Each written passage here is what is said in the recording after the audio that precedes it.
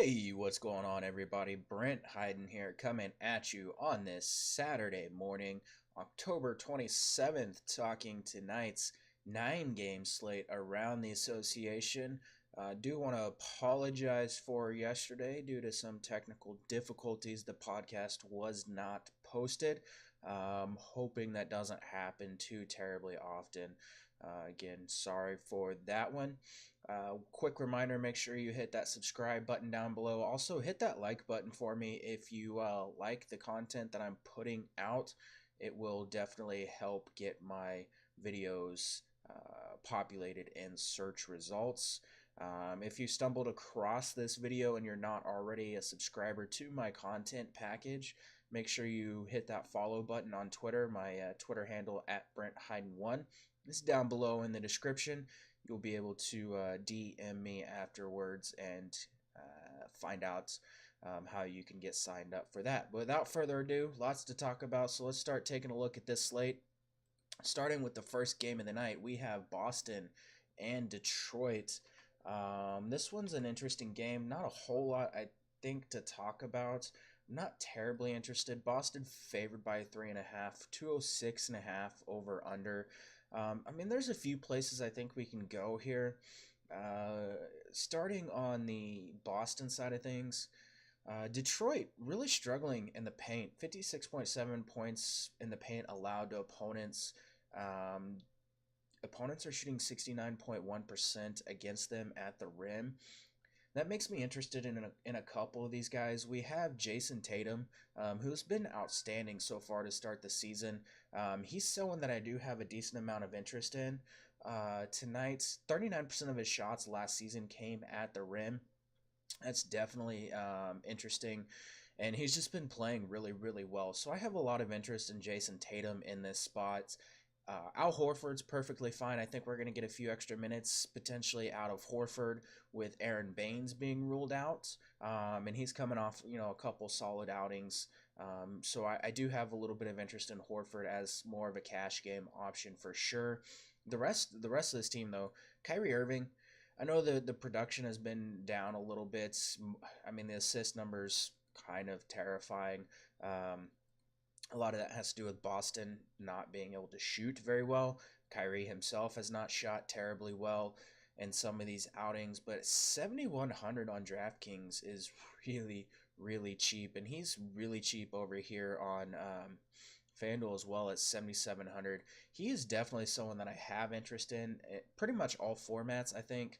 It becomes a price enforcement play. Like, it's just way too tough to overlook him, especially against like a Detroit team. They struggle against the pick and roll ball handler a bit. 1.06 points per possession allowed, 1.11 points per possession allowed in isolation. We know Kyrie can break defenses down in isolation and in the pick and roll. He's incredibly efficient in both of those last season. So Kyrie, I think this is a spot where we could see an upside game out of him. I have a lot of interest in him at that $7,100 price tag and 7,600 on on FanDuel as well. He's another guy, a lot of shots at the rim, so I have a decent amount of interest there. Morris is a guy. He's gonna continue to put up solid numbers off the bench. Minutes are still going to be sometimes in the low 20s, sometimes in the mids, sometimes in the upper 20s, 30s. With Baines being out, it could lead to a few extra minutes for him. He's 4,500, like, just too cheap. This guy, we've seen it already. Like, he has just massive upside, like 30 plus fantasy point upside. We've seen it twice, and these sites just refuse to price him up. I love him as like a mid-range option in this spot. Morris just too cheap for the upside he has, especially off the bench. On the Detroit side of things, you can definitely go with Drummond or Blake Griffin. Those prices coming down a little bit, even though both these guys have been really, really good. DraftKings adjusting for the matchup a little bit too much, I think. FanDuel, I think there's better places to go at both those prices, 9,500, 9,300. So on FanDuel, I think if you want to roll them out in tournaments, that's fine. But on DraftKings, both of these guys cash viable, actually, I think, in this spot. Boston, 48 rebounds per game, to opponents, 1.29 points per possession to the roll man. A couple of spots where I think Drummond and Griffin can kind of take advantage of this Boston defense. Griffin last season, not terribly efficient as the pick and roll man. He was in the bottom 10 percentile as the roll man, but someone to consider still. And then Zaza as a value option. He's just a guy. He's gonna get, sometimes he's gonna get like 10 minutes like we saw here. Sometimes he's gonna get more. And he can generally be productive in those limited minutes. So Zaza, a value option. Not really looking anywhere else. You could go with Reggie or Ish Smith just because they're really cheap. They're still splitting minutes for the most part. They are playing together down the stretch at times. So that's definitely intriguing. But I just think there's better places to go tonight. I don't have either of these guys projected terribly well. Reggie projected to be a slightly better value than Ish, but still just not really a place I want to go. Jaylen Brown, I get it if he's not going to keep shooting this bad. He just can't. He can't keep shooting this bad. It has to turn around. So Jaylen Brown in tournaments, fine. Marcus Smart's a value option in tournaments, fine. Terry Rozier, another value option in tournaments, perfectly fine. But I'm looking elsewhere for the most part. Utah, New Orleans Pelicans. Line kind of moving. This one opened at New Orleans -1, 226 over under. It's actually flipped to Utah being favored by 1, 223 over under. Looking at the Utah side of things, I have a lot of interest in Utah. This is going to be a paced-up game with the Pelicans playing so freaking fast. Donovan Mitchell should thrive in this one. Obviously, you do have to worry a little bit about Jrue Holiday's defense, but Mitchell coming off a fantastic outing against the Rockets. We knew it was coming. We knew the breakout game was going to happen at some point. In a fast-paced matchup like this, I do have a lot of interest in Donovan Mitchell, pretty much all formats, but he's someone I especially like in cash games. Ricky Rubio, it hasn't happened yet. We haven't seen a huge Rubio game, but in a paced-up matchup like this against a team that has really struggled against point guards at times already this season, I love Ricky Rubio here. Way too cheap for a guy with 30-plus fantasy point upside. I would reserve him a little bit more for tournaments just because we have seen a really terrible floor from him, but that's still a really, really good spot. So I definitely don't mind going with some Ricky Rubio in tournaments here. The guy I have the most interest in, especially on DraftKings, Rudy Gobert. I don't see how you don't play Rudy Gobert on DraftKings tonight. 7,400. The Pelicans, 58 points in the paint allowed per game. Opponents are shooting 65% at the rim against them. Rudy Gobert, 84% of his scoring field goal attempts last season were at the rim. You expect him to get a lot of minutes. If Anthony Davis is going to play 36, 38 minutes tonight, Rudy Gobert has to play a bunch, and he has just massive upside. I mean, 7,400, you're probably going to see 40-plus fantasy points out of him tonight. So I absolutely love him in all formats. He's going to be a core center option for me on DraftKings. FanDuel, it's a little bit different story. I like him in cash. I think there's probably going to be better places to go in tournaments, though. But still, 8,100, perfectly fine with that price tag for sure. I do like Joe Ingles a significant amount as well, 6,500 on FanDuel. He is a little bit better over 6,500. So still perfectly fine. We've seen upside games out of him. The field goal attempts are really what intrigues me. I mean, outside of that Houston game, double-digit field goal attempts in the first three, a lot of three-point attempts. A paced-up game here against a Pelicans team. They're doing pretty good defending the three-point line, but they're struggling against spot-up shooters, and that's kind of Joe Ingles' forte, just a guy that spots up a lot from behind the arc. So I do like Ingles a lot. Jay Crowder and Derek Favors, two options to consider as well. Looking at New Orleans, obviously Anthony Davis, excellent spots. I mean, it's a little bit of a tougher matchup against Gobert. I'm going to be looking elsewhere personally. Like, I just don't want to pay 11-3 for Davis in this matchup, but he's going to be under owned, I think, in tournaments, and he can still put up a really, really solid game. So feel free to do that. Elfrid Payton dealt with some cramps last night. Still played 31 minutes against the Nets. I like him a decent amount here as well. We know the Jazz can struggle at times against point guards, especially ones that can kind of fill up the stat sheet like Elfrid Payton can. And he's actually gotten on top of that salary a couple times in this matchup previously. I really like Elfrid Payton in tournaments and even cash games at 6,400 on DraftKings. I'm 100% okay with rolling him out there. 74, I would reserve that price for tournaments only on FanDuel, but DraftKings, where he is 6,400, that's just a little bit too cheap.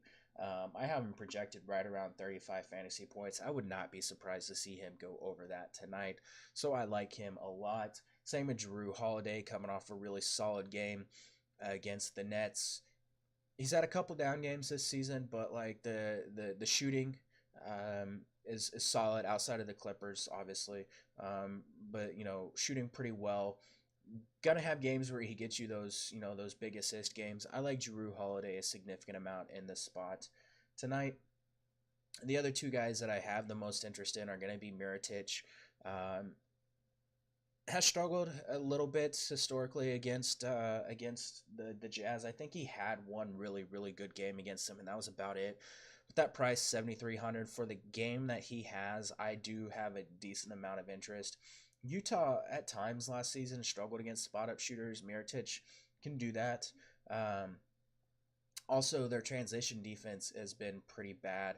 Mirotic, a guy that can get out and transition and run. So I like Mirotic a significant amount if you're trying to get exposure to the Pelicans. The same with Julius Randle, someone to consider as well. Moving on, we have Indiana and Cleveland. This one is going to be an interesting game. Kevin Love is questionable for this outing. Right now, the line, let me pull that up, was offline whenever I wrote my notes last night, but we have Indiana favored by 6, 216.5 over under. Looking at the Cleveland side, it's going to depend a lot on what happens with Kevin Love. If he's able to suit up, I do like that $8,100 price tag for him. It is a really good spot. Indiana has been better on the boards. They are playing fairly slow. They have a decent 103.4 defensive rating. They're defending the rim at a pretty good rate. Outside of that, their transition defense does struggle a little bit. Love, looking at it right now, was not terribly good in transition last season, but let's see, 67, 68th percentile. But I think Love, just for the usage that he's going to have, is perfectly fine, especially at that $8,100 price tag there. And what is he? 85. I'm okay with that in all formats. Nance, if Love sits, I have a lot of interest in Nance. I'm going to be off of him if Love plays, just because I don't see his usage being as high and the production being there like it was in the last game. But if Kevin Love sits, I'm going to go back to the well at Larry Nance, 5,200, just a little too cheap there. Chetty Osman has struggled in the last couple of games, foul trouble against Detroit. Just didn't have it against Brooklyn, but the minutes are going to be solid for him. I'm perfectly fine at 5,400 going with Chetty. In tournaments, I'm looking elsewhere in cash. I'm off Cleveland for the most part here, especially with Love's status being up in there, at least this early on. Clarkson off the bench is fine. Sexton, if you want to punt at like 3,800 on DraftKings in tournaments, that's fine. 3,900 on FanDuel, I'd be more inclined to roll him out there. On the Indiana side of things, I do have a decent amount of interest. This Cleveland defense, not very good. They're getting destroyed in the paint. 55 points in the paint allowed per game. Opponents are shooting 44% against them from beyond the arc. 121.4 defensive rating heading into their last game. Spot up shooters are killing them, getting killed in transition, getting killed by the roll man. Yeah, it's bad. It's bad for Cleveland. With Sabonis being back and Turner and Sabonis pretty much splitting minutes, I have a lot of interest in Sabonis in pretty much all formats. We've seen him be able to get on top of that salary even at 6,100, but over here on FanDuel 5,700, I love Sabonis here. He was one of the most efficient roll man in the NBA last season, and against a team that is really, really struggling to defend the pick and roll man, or the roll man and the pick and roll. He's a guy I have a significant amount of interest in. And then Victor Oladipo, 8,300 on FanDuel. He is 7,700 on DraftKings. Really tough to get away from Victor Oladipo in this spot, even though like there's some blowout concern. I absolutely love Victor Oladipo at that price tag, especially with Tyreek Evans out. That could lead to a few extra minutes for Oladipo and usage. The other guys I think benefit a little bit. Corey Joseph I think is going to pick up like maybe 2 to 3 extra minutes. He's one of my favorite value plays at 3,900. You might get a couple extra minutes out of Bogdanovich, McDermott. Bogdanovich, a guy that I do have a little bit of interest in. I don't really see it with McDermott. I have him. Let me see. What do I have him projected for? Indiana. I have him projected for 24 minutes. I guess in tournaments, that's fine. At 3,400, I would take maybe a shot on him in tournaments. But like I have Joseph at 26. I have Bogdanovich at 29. I'd much rather go with those guys. And then Thaddeus Young, another value option to consider here. But it's mostly Sabonis and Corey Joseph that I have the most interest in. You could get away with some Miles Turner in tournaments. And then, like I said, Thaddeus Young, production's been pretty unreliable this season. But the minutes are just really good for him. So I'm okay with some Thaddeus Young. Moving on, we have Chicago heading to Atlanta. Chicago on a back-to-back. Atlanta favored by 4 in this one. 232 over under. This is going to be a fun game to target. Starting with the Chicago side of things, obviously disappointment last night from a lot of these guys. Zach LaVine, 26 minutes, 20 points. Again, we know the usage is going to be there for him, so I'm fine with rolling Zach LaVine in all formats. Price is getting to a point where I'm okay with fading as well. Like, he's not going to continue to shoot the lights out. Like, I think yesterday, whenever I looked, he was shooting like 12% higher than his career average. We saw that come down a little bit last game against Charlotte. I still think 40-ish fantasy points is somewhere around a reasonable expectation for him. So I'm fine with that. Cameron Payne, again, another guy not going to continue to shoot like significantly higher than his career averages, but at 5K in a matchup against the Atlanta team that struggles against point guards, I'm completely okay with that. And then Arcidiacono, I would take some tournament shots on him here. Jabari Parker, I'm fine with rolling him in all formats. Going to be probably a very popular option. 6,100, a little tough. 6,700, a little tough for me to stomach, but in cash, I'm fine with it. Going to get decent minutes off the bench. Justin Holiday in tournaments is fine. Wendell Carter Jr., still a guy going to play a lot of minutes. Production should start to rise for him, so I have interest in Carter Jr. in cash as an option from the Chicago side of this. On the flip side, Atlanta is where I have the most interest. Trae Young, core option for me, coming off a down game, gotten some foul trouble, shot really poorly, still ended up playing really well, was just able to get to the rim with ease against the Mavericks. I love him in the spot. He's a core guy for me. Like, he's a guy I'm building around. Just massive upside. This Bulls team, 4th worst defensive rating, 117.6. Yeah, it's a good spot. It's a great spot for Trae Young. It's a great spot for Kent Bazemore and Taurean Prince. I don't want to chase the Bazemore game in GPPs, but in cash games, He's a guy, the minutes are just going to be there for him. Production, he has a chance to produce really, really well, especially with someone like Trae Young setting guys up. But I mentioned transition, Bulls 1.3 points per possession allowed in transition. Bazemore 1.55 points per possession this season scored in transition, almost 30% frequency. So he's getting out and running a lot in transition. Same with Taurean Prince, 1.20, 24% frequency. I do love Taurean Prince a significant amount as well. Lloyd Pierce has been hyping up Taurean Prince a lot in the media. I can definitely get behind some Taurean Prince and maybe stacking Atlanta. Like, I'm not huge on like game stacks, but like Atlanta, definitely someone that I would have some interest in stacking. Amari Spellman in tournaments, a value option to consider, especially with Poitras being out. Dedmon coming back could put a damper on that a little bit. Alex Lynn, fine in tournaments as well. This is an excellent matchup. The minutes I expect to come into the mid 20s, but against a Bulls team that really can't defend the rim, giving up like 48 rebounds per game, Alex Lynn has a some decent upside. So in tournaments for sure. Felicio, I don't see it. 3,300 though. Tournaments on DraftKings perfectly fine. And on FanDuel, you could roll him out at 3,700 as kind of like a punt option there. Moving on, Charlotte heading to Philly to take on the Sixers. This one, gonna have to watch the news. We have Joel Embiid, who stepped on, I think it was Muscala's ankle in practice. He is questionable for this game.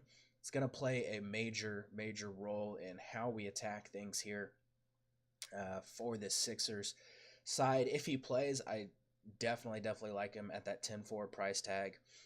What is he over here on FanDuel? 11. I'm still okay with it.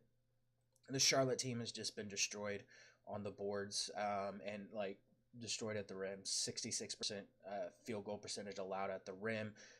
49 rebounds per game allowed. Joel Embiid would be a fantastic pay up option tonight against the Hornets. They just don't have anybody that can really defend him. You're going to get Zeller playing a decent amount of minutes, I think, if Embiid suits up. I would project him closer to the 25, 26 range than the mid to low 20s. I like Cody Zeller as like a cash option from the Charlotte side of things if Embiid plays, but defensively speaking, he's not going to be able to do jack squat against Cody Zeller. Simmons, regardless of the status of Embiid, is 100% fine in all formats. 9,400, just a little bit too cheap for Simmons. Triple-double upside, so I love him on DraftKings. FanDuel, I'm okay with getting away from him at 9,700. There's some other point guards that are potentially better options, but when you get the double-double and triple-double bonuses on DraftKings, you have to at least consider that stuff. So I like him a significant amount. Saric, Covington, Redick, Fultz, all these guys, if they fit your lineups, I have no issues with them. Fultz still just a little too cheap, I think. Redick and Saric, like I said, if Covington from a cash perspective, the minutes are going to be solid for him. So I'm fine using him in cash if he fits your lineup. I'm not forcing any of the rest of the Sixers in my lineups though, unless something happens with Embiid. Like if Embiid sits, Dario Saric becomes like an elite play here. We saw him just smash the last 2 seasons whenever Embiid was off the floor. So Saric would be a guy that would be a core option for me if Embiid were to miss this game. If that does happen, you can use Amir Johnson, Mike Muscala. Neither guy has a lot of upside, but you would expect to see a decent amount of minutes for each, like probably 18, 20, with like the rest of that time going to Saric at the 5, because Charlotte does have a tendency to roll like MKG at the 5 at times. So if Embiid does sit, MKG would become a really good option because, like I said, they do roll him at the 5 a lot. So I would have a significant amount of interest in Michael Kidd Gilchrist if Embiid is out. Just a little bit too cheap again for a guy rebounding upside, especially if they move him down to the five. So monitor the news. If MKG or if Embiid sits, MKG is probably one of the best value plays on the slate. No issues with Kemba Walker. Still, just the production is insane. Usage is insane. I love Kemba Walker in all formats. Going to be tough for me to get him in with some of the other mid range point guards that I like. But this is still a great spot for Kemba. Zeller, I mentioned, a core, or not a core, but a good value center option if Embiid is able to suit up. The rest of the guys, Monk, Williams, Lamb. Monk and Williams are going to be the guys that I have the most interest in. Like Monk, he still hasn't been great. Shooting still not really that good for him. But we know he has potential to put up big games. Lamb, fine in all formats. Especially if this game goes small, you're going to get a few extra minutes for Monk. You're going to get a few extra minutes for Lamb. We saw Tony Parker get some run last night. Looked really good against Chicago, but I'm not going back there. Williams would be a guy that could get some extra run as well if this game goes small. So I would take a shot on maybe Williams, Monk, Lamb in tournaments if Embiid sits. Moving on, we have Phoenix, Memphis. This game, gonna have to monitor the news. Marc Gasol was listed day to day, says he's going to play, dealing with a neck injury. I still want to get confirmation that he is 100% going to be in.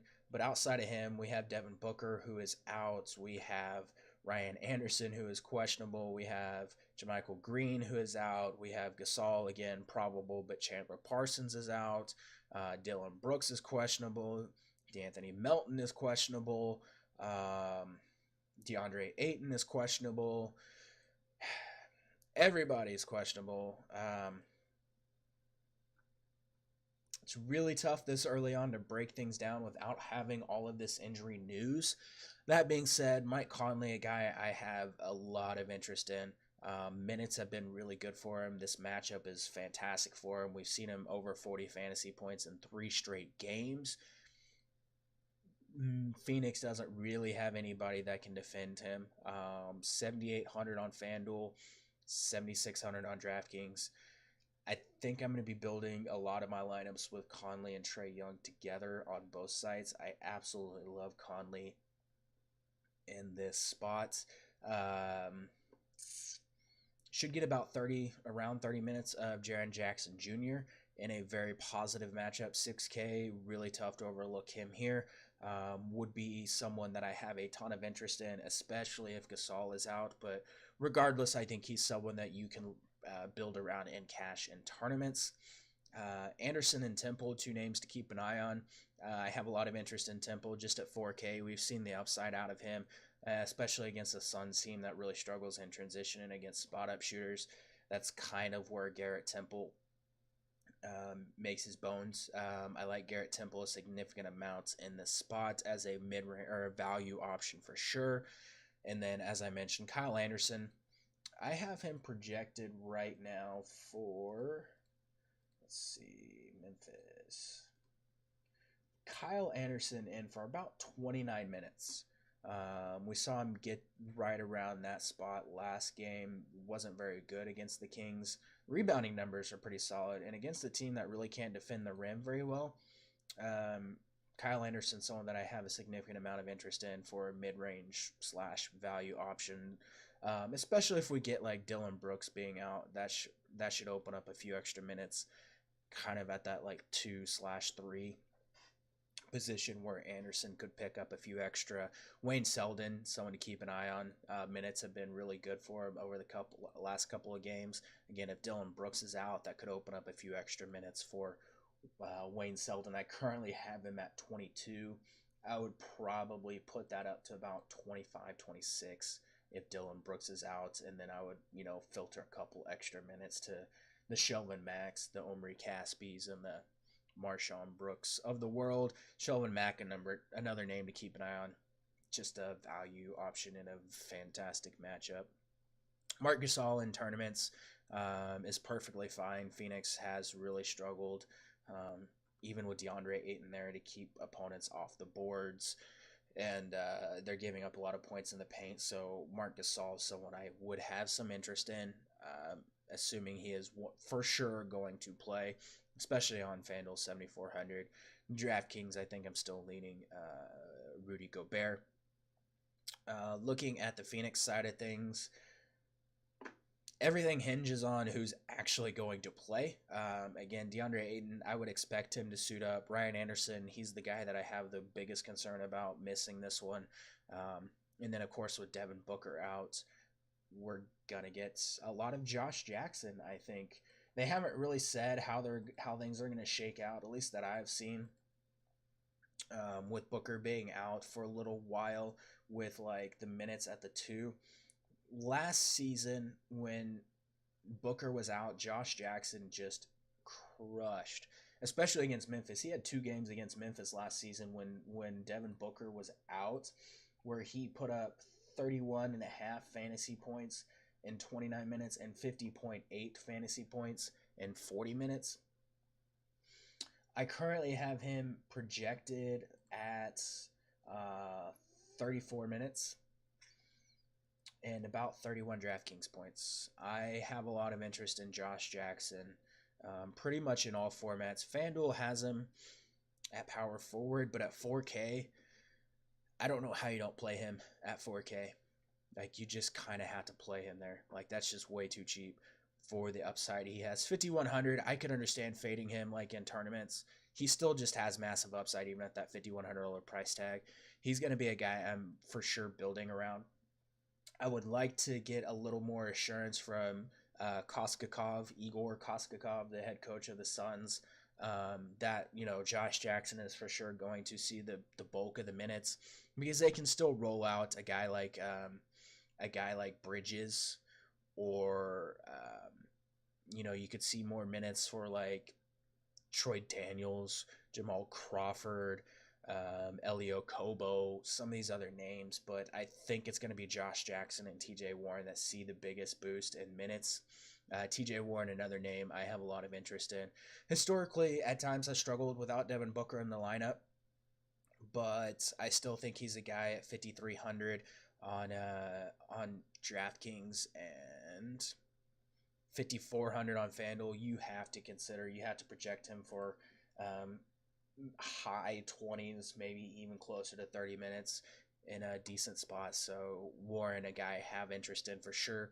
Cannon, perfectly fine if you want to roll him out in cash. I don't like the matchup that much, but should see a decent amount of minutes and some extra usage, so I am fine with that one. Portland and Miami. This game, 222 over under, which is a little shocking. Miami favored by 1. Dion Waiter's still out. Derek Jones Jr. is probable. Winslow is probable. Ellington is probable. James Johnson is still out.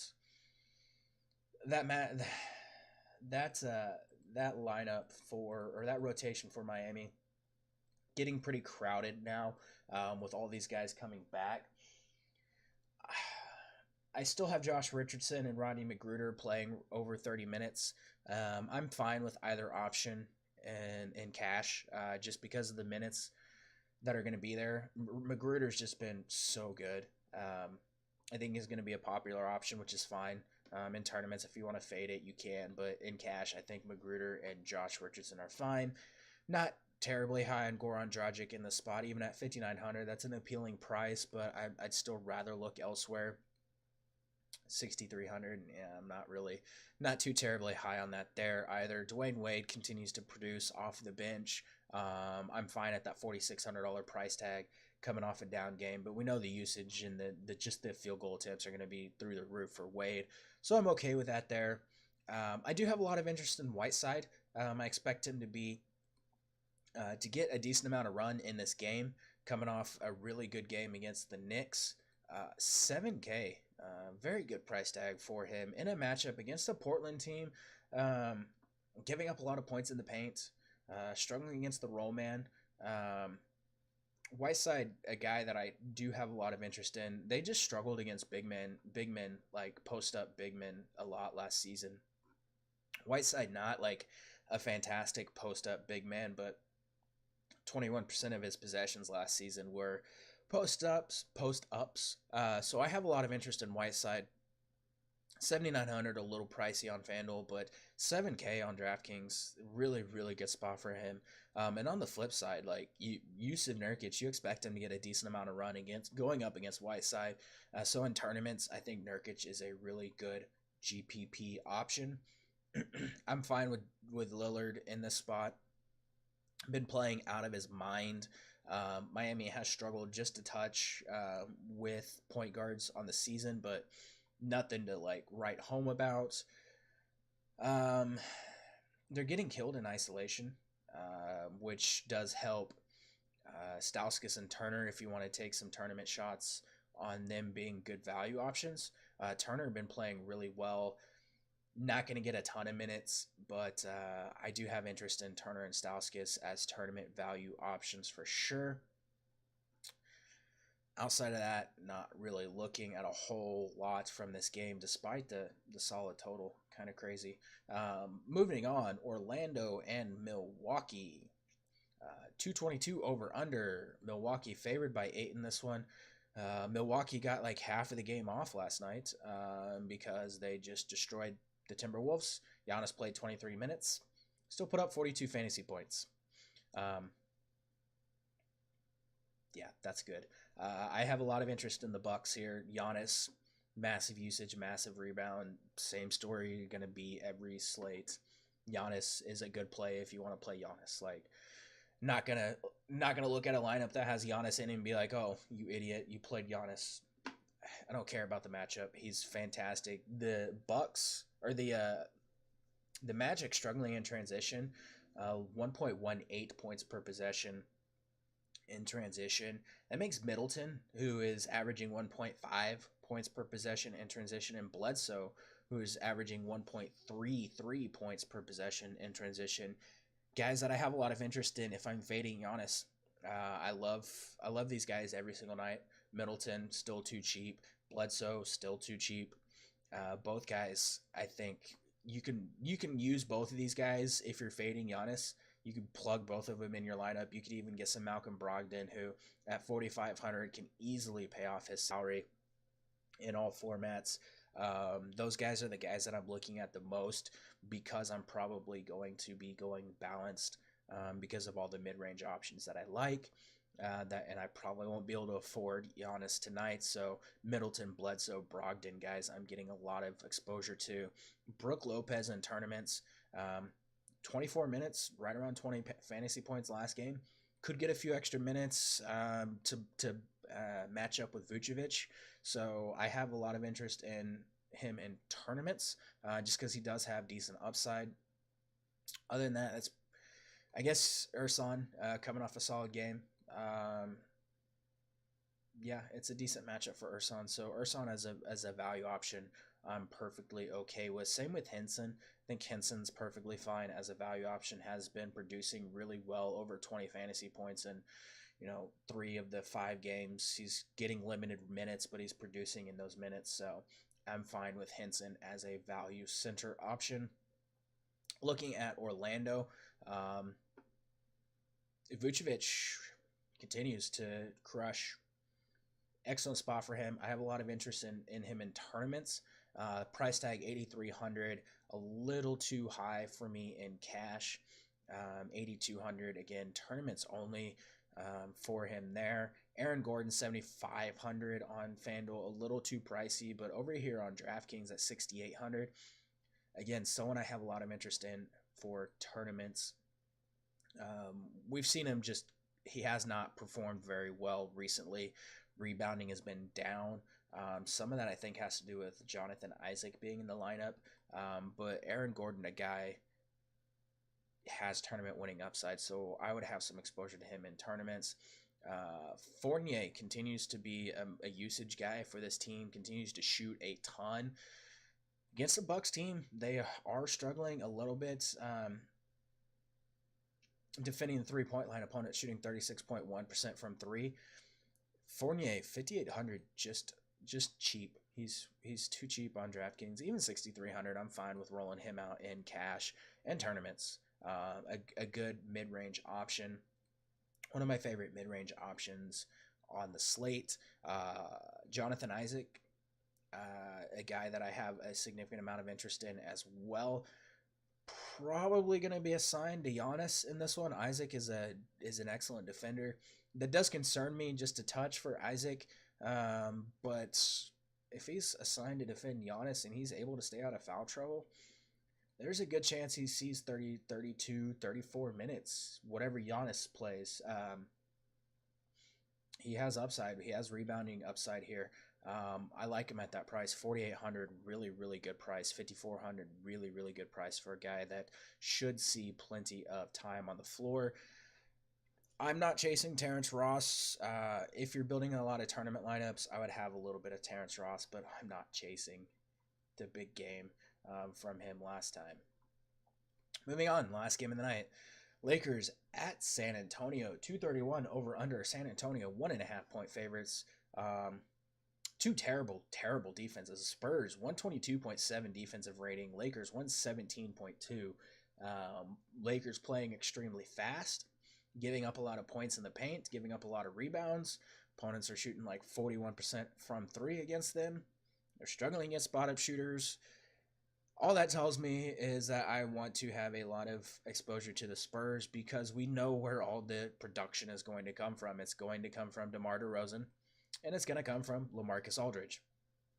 Those two guys, very tough to get away from in cash games and tournaments. Both guys have massive upside. We saw it again in this exact same matchup last time these two teams faced off. It went to overtime. Both guys put up over 60 fantasy points. Now, I'm not expecting like 60 fantasy points out of both of them, but like I could realistically see Aldridge getting, 48 to 50 and DeMar DeRozan getting 45, 46. Yeah, I have DeRozan projected at like 48 fantasy points. That makes DeRozan someone you have to just like build around in this spot, especially in this matchup. DeRozan should feast. Rudy Gay is fine, 5,600. Not someone that has a massive ceiling, but a good cash option. Bryn Forbes has been pretty solid. Minutes are there for him. Production has been up and down. He's gonna just be a scorer for the most part, but as fast as this game is gonna play, like Bryn Forbes is really, really good mid-range option. So I like those four guys. You could talk me into some like Bellinelli off the bench. As like a tournament option, that's fine. But it's mostly DeRozan, Aldridge, Forbes, and Gay for me. On the flip side, LeBron. Yeah. If you want to play LeBron, play LeBron. Josh Hart and JaVale McGee are my two favorite ways to get exposure here. JaVale just continues to be insanely good. Minutes are going to be really high for him. 5,600, 30 plus fantasy points is going to happen as long as he stays out of foul trouble. 7K on FanDuel. The blocks give him a really, really high ceiling. I'm still okay with that 7K price tag. That is really tough to look at. But yeah, it's still someone that I would have some exposure to tonight. Looking at the rest of the guys, like Josh Hart, as I mentioned, I am still okay with him here. The Spurs' transition defense has been terrible. They're giving up 1.39 points per possession in transition. And Josh Hart, 1.09 points per possession. But here's the most interesting part with Josh Hart. 48.9% of his possessions are transition. That is insane. This team is getting out and pushing in transition. Kyle Kuzma, 1.25 points per possession, 34% frequency transition. 6,900 is a little pricey for him. So it's really tough. That rotation could get a little bit shortened with Rondo coming back, but Kuzma is still a guy you could definitely get some exposure to. Let's see on FanDuel. 7,100. I'm still okay with it. Not one of my favorite options. Again, I would rather go with Josh Hart, 5,600, JaVale McGee as guys. As far as the point guard stuff goes with Rondo and Lonzo, I have Lonzo at 30 minutes, Rondo at 21. That puts both these guys kind of out of consideration for me. You could take a tournament shot on Lonzo. You could take a tournament shot on Rondo if you want at those price tags. I'm probably looking elsewhere though. I think there's better options, but if you want to get some late night exposure to either one of them, that's fine. Outside of those guys, not really anyone else I have a lot of interest in. You could talk me into some Williams if you think maybe JaVale McGee gets in foul trouble. So in tournaments, maybe punting with some Williams is fine, but I think there's better places to go. That does it. That's all. That's all 9 games. Lots to talk about. Some very important injury news to keep an eye on. But should be a pretty fun night. So good luck in all your contests, and I will be back on Monday.